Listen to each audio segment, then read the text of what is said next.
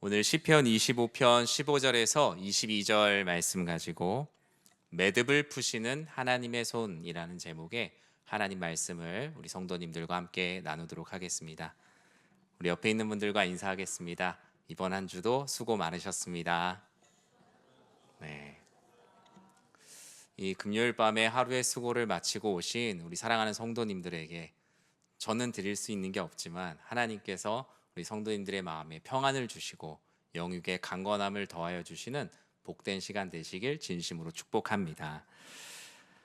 여러분은 남들이 너무나 평범하게 잘 하는데 그 평범한 걸 잘 못하는 게 혹시 있으신가요? 다른 사람들은 되게 쉽게 하는 일을 나는 잘 못하는 것, 아마 뭐 한 가지 정도씩은 있지 않을까라는 생각이 듭니다.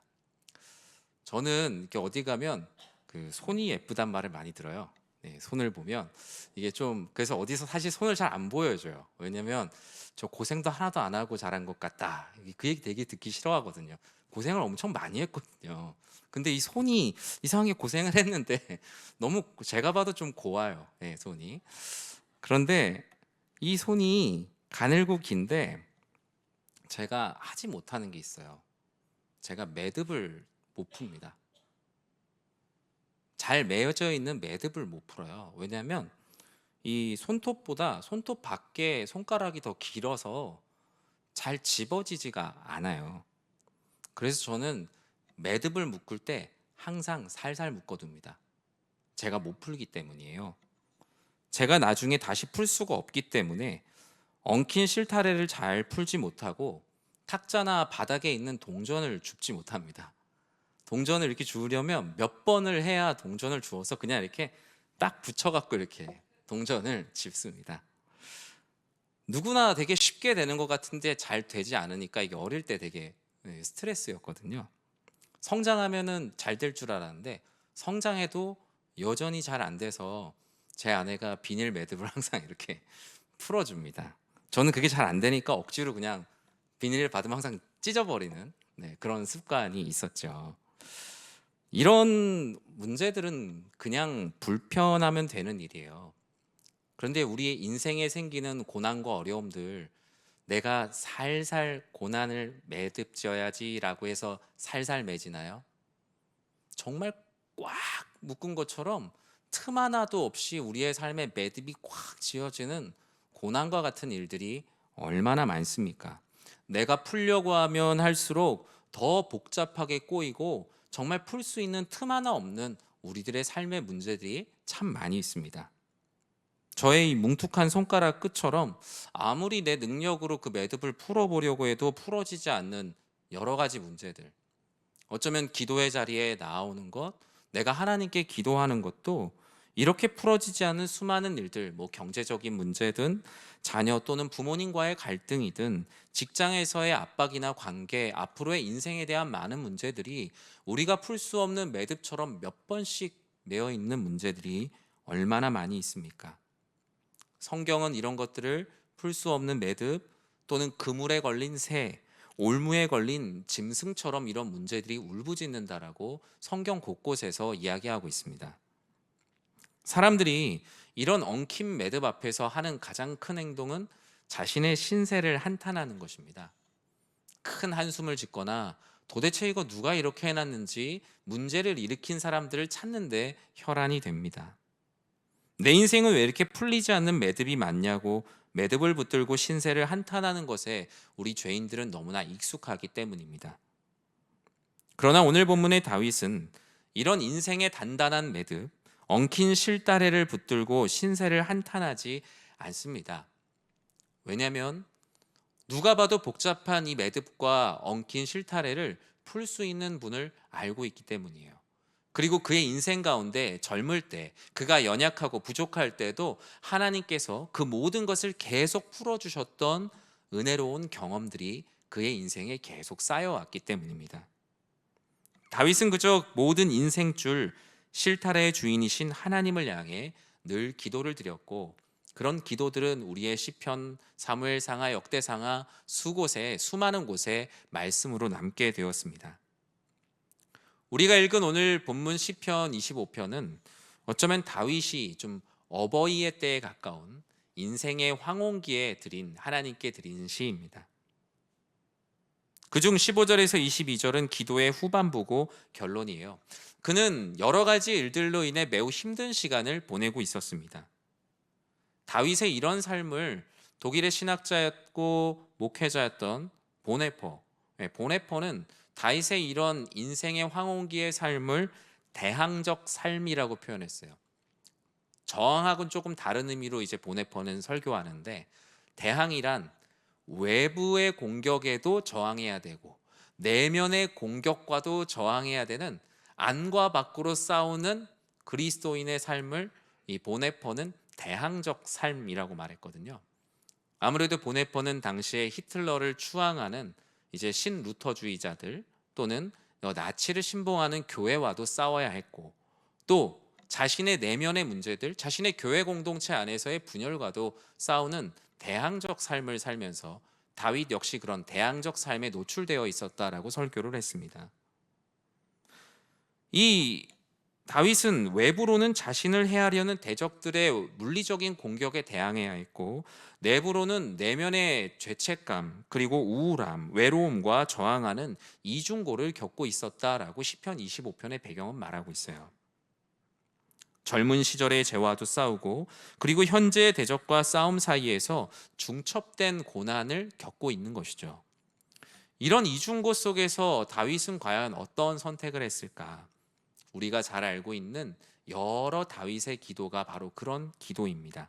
우리 15절 다윗은 어떻게 기도하고 있습니까? 우리 함께 읽어볼까요? 내 눈이 항상 여호와를 바라봄은 내 발을 그물에서 벗어나게 하실 것이미로다. 아멘.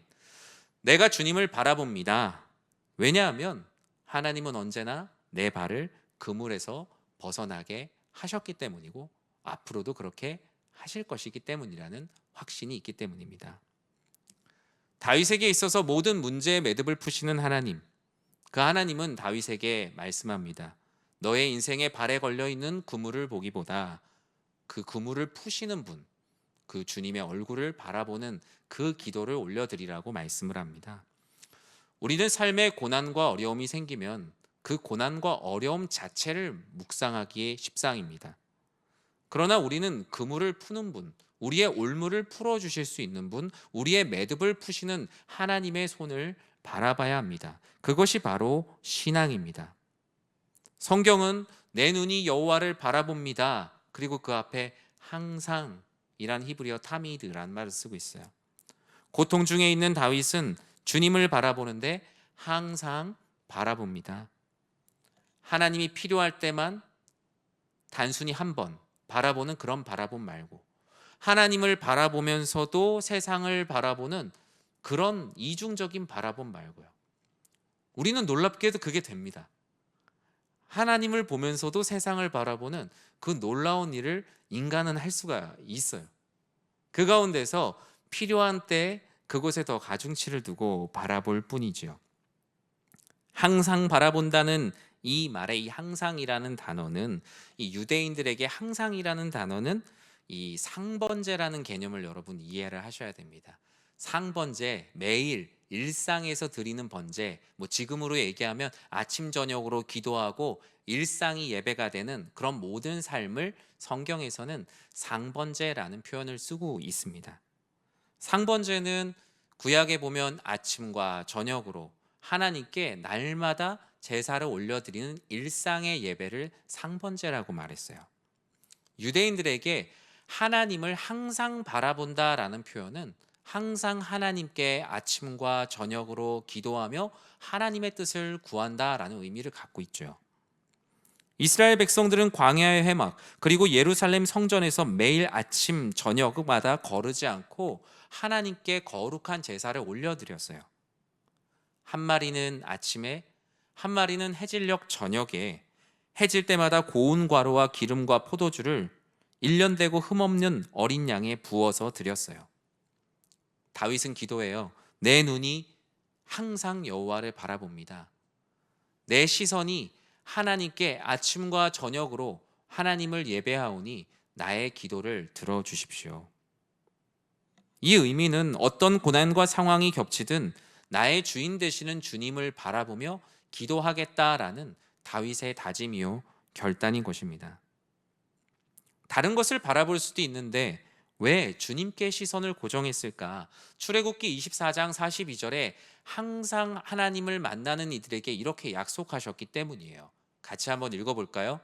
이는 너희가 대대로 여호와 앞 회막문에서 늘 드릴 번제라. 내가 거기서 너희와 만나고 내게 말하리라. 너희가 아침과 저녁으로 드리는 그 예배 가운데, 너희가 아침과 저녁으로 항상 여호와를 바라보는 그곳에서 내가 너희를 만날 것이고 내가 너희에게 말할 것이다. 하나님의 말씀을 듣기 원하고 주의 음성 듣는 삶을 살기 원한다면 너희의 삶에 상번제, 즉 거룩한 상번제가 있는가를 돌아보라라고 말씀하십니다. 그 약속을 믿기에 다윗은 고백해요. 내 눈이 항상 여호와를 바라봅니다. 왜냐하면 내가 바라볼 때 주님이 나를 거기서 만나 주실 것이고 나에게 말씀하여 주실 것이기 때문이라는 것. 내 문제의 매듭을 푸는 방법을 그곳에서 말씀해 주시기에 그는 당연히 기도에 무릎을 꿇을 수밖에 없었던 것이죠. 사랑하는 성도 여러분, 우리의 삶은 기분이 좋을 때도 있고 나쁠 때도 있습니다. 비가 오고 눈이 오고 바람이 부는 등 인생의 날씨는 끊임없이 변합니다. 한 주도 우리가 계획했지만 계획대로 되지 않는 한 주가 많고, 한 주가 아니라 하루도 내 계획대로 되지 않는 하루도 얼마나 많은지 모릅니다. 고통이 겹치기도 하고 모든 일이 내 의도와 상관없이 흘러갑니다. 하지만 성경은 이 다윗의 기도를 통해 우리들에게 권면합니다. 그 어떤 상황에도 우리의 눈은 모든 때에 항상 여호와를 바라봐야 한다는 것. 필요한 때만 여호와를 바라보는 삶이 아니라, 다른 것들도 보면서 여호와 하나님을 바라보는 그런 삶이 아니라 항상 여호와를 바라보는 그 뜨거운 일상, 그 일상이 기적이 되는 삶. 한 번의 뜨거운 체험으로 평생 울고 먹으며 살지 않고 더 강력한 능력은 매일 만나는 하나님, 그 꾸준한 경건에 있다는 것을 믿는 삶. 그것이 바로 이 시대를 살아가는 우리들에게 필요한 은혜입니다. 오직 주를 바라보는 사람들, 항상 여호와를 바라보는 사람은 매듭과 엉킨 실탈의 그 그물에 집착하지 않습니다. 다윗은 내가 왜 이런 그물에 걸려 있나, 내가 왜 이런 그물과 같은 고난에 걸려 있는가를 분석하는 데 그의 시간과 에너지를 쓰지 않아요. 그물에서 건져주실 주인의 손만을 바라봅니다. 고난의 때에 사탄은 우리에게 그물, 걸린 올무와 같은 고난 자체만 보게 합니다. 여러분, 물에 빠진 사람이 내가 왜 물에 빠졌지 묵상하는 사람이 어디 있습니까? 살려달라고 해야죠. 근데 우리들의 삶에 찾아오는 문제를 대하는 우리의 방식이 그래요. 이 일을 누가 해갖고 내가 이렇게 어려움을 겪게 됐지? 내가 왜 이런 고난을 당했지? 다윗은 아주 심플하게 오직 주만 바라봅니다. 하늘을 향해 우리의 고개를 들지 못하게 하는 사탄의 음성에 마음을 빼앗기지 않고 그저 눈을 들어 주를 바라보는 기도. 누가 이 그물을 쳤을까를 고민하기보다 그물에 있는 시선을 여호와 하나님께로 옮기는 작업이에요. 주를 바라보고 다윗이 어떻게 기도했습니까? 16절에 이렇게 기도했어요. 같이 읽어볼까요? 주여, 나는 외롭고 괴로우니 내게 돌이키사 나에게 은혜를 베푸소서. 아멘. 이 말씀을 들으면 은혜라는 것이 얼마나 귀한지가 느껴지지 않으세요? 주여, 나는 외롭고 괴로우니. 이 사이에 여러 가지 각자의 상황이 있을 수 있겠죠. 다윗은 외로움과 괴로움이 그를 지금 힘들게 했을 것이고, 또 다른 여기 계신 성도님들은 그 괄호 안에 다른 무언가를 넣을 수 있겠죠. 주여, 나는 어떠하든 내게 돌이키사 나에게 은혜를 베풀어 주십시오. 주여, 나는 외롭습니다. 괴롭습니다. 그러니 주의 얼굴을 내게로 돌이키사 나에게 은혜를 베풀어 주십시오 라는 뜻이에요. 한글 성경에 그냥 돌이키사라고 되어 있지만 이게 얼굴을 향하사라는 뜻이거든요. 원문에는 그래서 여기 우리 브니엘 찬양대 있잖아요. 브니, 파니라는 게 이제 얼굴이란 뜻이거든요. 여기 보면은 돌이키사라는 단어를 찾아보면 얼굴을 향하여 돌이키사라고 써져 있어요, 성경에. 내가 주의 얼굴을 항상 바라보오니 주님도 주님의 얼굴을 나를 향해 주십시오. 그래서 시편의 히브리서 기자도 이렇게 말했잖아요. 우리가 아는 유명한 말씀, 믿음의 주요 또 온전하게 하시는 이인 예수를 바라보자. 시편 123편에도 고난 중에 있을 때 무엇을 바라보라고 말합니까? 종의 시선으로 주인을 봅니다. 상전의 손을 바라보는 종들의 눈과 같이, 여주인의 손을 바라보는 여종의 눈같이 우리의 눈이 여호와 우리 하나님을 바라보며 우리에게 은혜 베풀어 주시기를 기다리나이다.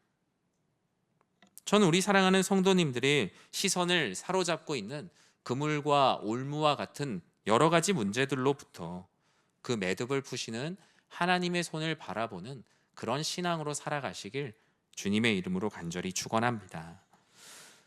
시편 25편 16절에는 다시 한번 이 기도를 하고 있죠. 우리 다시 한번 읽어볼까요? 16절 같이 한번 읽겠습니다. 주여, 나는 외롭고 괴로우니 내게 돌이키사 나에게 은혜를 베푸소서. 아멘. 매듭을 푸시는 하나님께서는 이 다윗의 기도를 통해서 삶의 아픔을 정직하게 토로하라고 그 기도를 가르치고 계십니다. 우리는 하나님 앞에 체면이 없는 존재입니다. 우리가 하나님 앞에 기도할 때 하나님 앞에 체면을 차릴 필요가 없는 존재라고요. 사람들 앞에서 뭔가 기도를 멋있게 하기 위해서 체면을 차리는 건 뭐 인간이 그럴 수 있지만, 우리가 하나님께 독대하며 조용히 기도하는 자리에서 하나님 앞에 체면을 가지고 기도하지는 않습니다. 삶의 아픔을 정직하게 토로하는 것이 중요하지 하나님 앞에서 정제된 언어로 이야기할 필요는 없겠죠. 고난이 겹칠 때 다윗은 오직 주님을 바라보고 자신의 삶의 아픔을 정직하게 토해냅니다. 주님, 나는 외롭습니다. 괴롭습니다. 다윗은 이 당시에 자녀들로부터 배신을 당하였고 자신의 왕위를 찬탈당할 위기까지 있었죠. 옆에 자신을 보호해 줄 것이라고 생각했던 가까웠던 모든 사람들 잃었고 땅끝이라고 말하는 곳까지 쫓겨갔던 시간들이 있었습니다. 다윗은 두 가지 자신의 마음을 표현해요. 내가 외롭고 괴롭다는 것은 인간적인 외로움과 괴로움도 물론 있겠지만, 내가 지금 무언가 하나님과 깊이 소통하지 못하고 있는 그 상태가 나는 더욱더 외롭고 괴롭다. 삶이 힘든데 하나님께서 즉각적으로 응답하시지 않으시고 무언가 하나님이 나와 함께 하시지 않는 것 같다라는 그 인간 근원의 외로움이 다윗의 고백을 통해 드러나고 있어요. 다윗은 주님께 간절히 기도합니다. 주님, 제가 외롭고 괴로우니 저를 향하여 하나님의 얼굴을 드사 그저 저에게 은혜를 베풀어 주십시오. 다윗의 삶의 아픔은 외로움과 괴로움에만 있지 않고 16절 뒤에 보면 그의 인생의 아픔들이 17절과 18절에 계속 기록되어 있어요.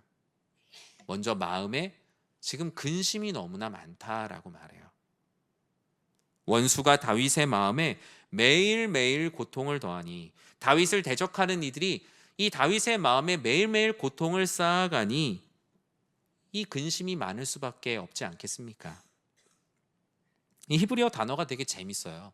이 근심이라는 단어가 어떤 뜻이냐면 이게 협곡, 이 좁디 좁은 땅이라는 뜻을 갖고 있어요. 히브리어는 단어가 몇 개 안 되거든요. 그래서 보통 한 가지 단어가 여러 가지 의미를 갖고 있어요. 그래서 이 근심이라는 단어가, 사람들이 근심한다라는 것은 넓은 길이 아니라 피할 수 없는 좁은 길을 만난 상태, 여러 가지 불안과 두려움이 자리를 다 차지해서 내 마음을 둘 만한 여유가 없는 상태를 이 유대인들은 근심이라고 이해를 합니다. 다윗이 근심한다라는 것, 지금 그의 마음이 좁디 좁은 길을 만났어요. 마음이 다른 여러 가지 불안과 두려움과 걱정으로 인해서 너무나 좁아진 상태예요. 고난이 마음의 평안이 있을 자리까지 다 밀어내고 안방까지 차지해버린 상태가 바로 지금 다윗의 근심이에요. 그리고 그 근심이 심지어 많다고 하니 얼마나 삶의 아픔이 크겠습니까? 우리 성도님들의 마음은 지금 얼마나 넓으십니까? 아니면 얼마나 지금 좁디 좁은 마음을 갖고 계십니까? 평안히 앉아있을 자리도 없을 만큼 좁디 좁아진 상태, 또는 생활의 염려, 내가 할 수 없는 인생의 여러 가지 그물에 걸린 문제들로 힘든 시간을 보내고 계시지 않습니까? 다윗은 아주 심플하게 기도해요. 17절에 보면 내 마음에 근심이 많습니다. 제가 이 좁디 좁은 방에서 벗어날 능력이 없으니 저를 그냥 잡아서 끌어내 주십시오. 제가 이곳에서 벗어날 능력이 없으니 저를 이 좁디 좁은 마음의 여유조차 없는 이 상황 속에서 제 뒷덜미를 딱 잡고 그냥 강권적으로 끌어내 주십시오. 여러분, 우리는 그렇게 기도해야 할 것입니다. 하나님, 제가 이걸 해결할 수 있는 능력을 주시고 다 좋죠. 어떨 때는요, 그냥 번쩍 들어서 데리고 나가 주십시오. 저의 지금 고난과 이 환난으로부터 저를 그냥 붙들어서 강권적으로 저를 그 불구덩이로부터 끌어내 주십시오. 주님, 제 마음 편히 둘 곳 없사오니 제 손을 잡고 나를 고난에서 끌어내 주십시오. 좁디 좁은 곳에서 신음하는 내 곤고와 환난을 보시고 저의 죄를 용서하여 주십시오라고 다윗은 기도를 해요. 지금 자신의 억울함을 얘기하다가 기도 중간에 갑자기 저의 죄를 용서해 주십시오라고 기도를 해요. 기도를 하다가 무언가 자신이 충분히 하나님 앞에 토로하지 않았던 죄가 기억났던 걸까요? 다윗은 고난에서 구해달라는 기도 속에서 용서를 구합니다. 행여나 자신도 모르는 죄들로 인해 내가 고난을 당하는 것은 아닌지 주님께 끊임없이 여쭈며 나 자신을 정결하게 하려는 참된 성도의 기도인 거예요. 앞서 우리 집사님께서 기도하셨잖아요. 죄로 인해서 그 하나님과의 깊은 관계가 막히지 않도록 저희들을 이끌어 달라. 지금 다윗의 기도 안에 있는 내용이 바로 그런 내용 아니겠어요? 고난 중에 나를 건져달라고 기도를 하는데, 기도를 하는 가운데 이 고난이 행여나 하나님 앞에 내 죄로 인해서 지금 하나님이 나를 지금 권면하시는 그런 시간은 아닐까? 하나님, 그렇다면 하나님께 고난 가운데 나를 건져달라고 기도하면서도 하나님께 죄 용서함을 구하는 그런 기도를 지금 하고 있죠.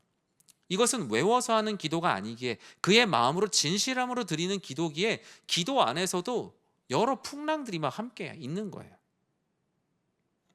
사랑하는 성도 여러분, 우리가 삶의 아픔을 하나님 앞에 정직하게 토로할 때 주님께서 그 기도를 들으십니다. 우리가 누군가 이야기하는데 속마음 뻔히 아는데 계속 둘러서 얘기하면 도대체 뭔 얘기를 하려고 하는 건지 라는 생각이 들 때가 있잖아요. 하나님, 우리 마음은 유리병보다 더욱더 투명하게 보고 계실 텐데 하나님 앞에 이리 돌렸다 저리 돌렸다 괜히 멋진 말로 기도할 필요가 무엇이 있겠습니까? 속상한 것은 속상한 대로, 감사한 것은 체면 차리지 말고 그저 감사한 대로. 예전에 한번 제가 설교 때 말씀드리지 않았습니까? 이 믿음이라는 건 염치불고의 신앙이에요. 염치가 없는 게 바로 믿음입니다. 공고와 환난 중에서도 주님은 우리의 기도를 절대 외면하지 않으심을 믿고, 21절은 이제 다윗은 그 기도를 점점 이제 확장해 나가고 있죠. 같이 한번 읽어볼까요? 내가 주를 바라오니 성실과 정직으로 나를 보호하소서. 모든 인생의 매듭을 푸시고 그물과 올무에서 건져주시는 하나님께서 다윗의 입술을 통해 이렇게 기도하게 하십니다. 하나님의 성실과 정직으로 인내하라. 사람이 평온할 때는 이 성실과 정직이라는 가치만큼 재미없는 게 없습니다. 거짓이 난무할 때 정직의 가치는 빛이 나죠. 불성실한 곳에 가야 성실이 빛이 납니다. 그런데 다들 그냥 그렇게 살고 있으면 성실도 되게 재미없는 가치 같고 정직도 오히려 정말 자기 것 잘 못 챙기는 사람들이 하는 것처럼 보일 때가 있습니다. 그러나 고난이라는 상황, 내가 원치 않는 상황을 만났을 때 그런 진가가 분명히 드러납니다. 얼마 전에 그 결혼 정보회사 아시죠? 결정사라고 불리는 그 보면은 이제 그 결혼하기 위해서 이제 본인 이제 이력서라 그러나요? 뭐 이제 이런 걸 내면 이제 등급이 나오더라고요. 점수가. 예, 저는 이렇게 제가 거기 있는 대로 해봤거든요. 제가 다시 결혼할 생각은 없지만 네, 거기 보니까 거의 최하 점수였던 것 같아요. 예, 최하 점수. 뭐 몇 개 있어요. 뭐 학교, 그다음에 뭐 외모, 그다음에 그 부모님의 노후가 해결돼 있는지 이게 세 번째 안에 들어가는 거더라고요. 그 안에 있는 거에서 A부터 이제 2등급까지 나오는데 저는 거의 2등급이더라고요. A, B, C, D, E. 1, 2 말고 A, B, C, D, E. 예, 제일 낮은 등급에 해당하더라고요. 근데 여기에서 매니저부터 시작을 하셔서 대표까지 되신 분의 인터뷰를 짤막하게 한번 본 적이 있어요. 그분이 이제 꼭 잡아야 하는 배우자감이 누구냐라는 그 질문에 너무나 확고하게 대답을 하시더라고요. 1초도 망설이지 않고. 꼭 잡아야 되는 배우자감 누군 것 같으세요? 어떤 사람들인 것 같으세요? 결혼정보회사 매니저, 대표가 봤을 때 꼭 잡아야 되는 배우자. 그거는 생각지도 못한 좌절에 이 회복 탄력성이 매우 큰 사람, 인내력이 큰 사람을 잡으라는 거예요. 그러면서 예를 들더라고요. 예를 들면서 맛있는 맛집을 가려고 배우자가 될 사람이랑 갔는데 문을 닫은 거예요. 그럼 거기서 막 짜증을 내고 모든 것이 막 다 틀어진 것처럼 그런 사람들은 빨리 버리고 오히려 옆집에 있는 국밥 냄새가 너무 맛있지 않아? 거기 가서 먹자고 하는 사람. 당장 무슨 일들이 변곡점을 만났을 때 너무나 쉽게 그 좌절하지 않고 다음을 준비하는 사람을 꼭 잡아야 된다라고 1초도 망설이지 않고 이야기를 하더라고요. 그런 사람이 생각보다 많이 없다라는 거예요. 하나님의 말씀의 관점으로 볼 때 다윗의 기도가 그렇습니다. 고난이 겹칠 때 다윗은 그저 내가 주를 바랍니다. 지금 저의 계획은 무너지고 실패했습니다. 저의 성실과 능력으로는 이미 문을 닫았습니다. 그러나 하나님의 성실과 정직이 저에게 있기에 저는 지금 제 인생이 틀어져도 근심하고 염려하지 않습니다. 오히려 더 좋은 길로 인도해 주실 것을 믿고 주어진 시간 하나님의 성실과 정직으로 저를 보호하셔서 저는 인내하며 나아가겠습니다. 고난을 어떻게 바라봅니까? 죄책과 좌절은 우리를 한 걸음도 나아가지 못하게 합니다. 무기력감과 타인을 정죄하는 마음도 우리를 한 걸음도 나아가지 못하게 합니다. 그때 우리가 구해야 할 기도는 그저 나를 보호하시는 하나님의 성실하심, 하나님의 정직하심을 구하는 겁니다. 우리는 고난이 길어지면 자꾸 지름길을 찾으려고 합니다. 빨리 벗어나고 싶은 마음에 거짓말을 쉽게 하기도 하고 편법을 써서 그냥 고난의 그물 자체를 벗어나는 것을 목적으로 삼기도 합니다. 그러나 다윗은 고백합니다. 주님, 저는 세상의 방법이나 편법이 아니라 주님의 성품인 성실과 정직으로 정도를 걸으며 이 고난에서 벗어날 때를 기다리겠습니다. 그 길이 지름길이 아니라 크게 우회하는 길이라 할지라도 하나님의 성실과 정직으로 저에게 주어진 이 길을 가겠습니다. 그것이 바로 매듭을 푸시는 하나님의 손, 그 손을 바라보는 삶입니다. 잠언 2장 7절에 보면 그런 정직한 자를 위하여 이렇게 말씀하셨어요. 그는 정직한 자를 위하여 완전한 지혜를 예비하시며 행실이 온전한 자에게 방패가 되어 주신다고요. 말씀을 맺습니다. 우리는 고난이 겹치고 겹치면 판단력이 흐려지고 마음이 산란해지기 십상입니다. 하나님의 응답이 고난 중에 더딜 때 타협의 유혹, 그 소리는 확성기를 타고 우리의 귀에 더욱더 크게 울립니다. 그러나 끝까지 하나님의 성실과 정직을 방패 삼아 기도하는 자를 주님은 기뻐하십니다.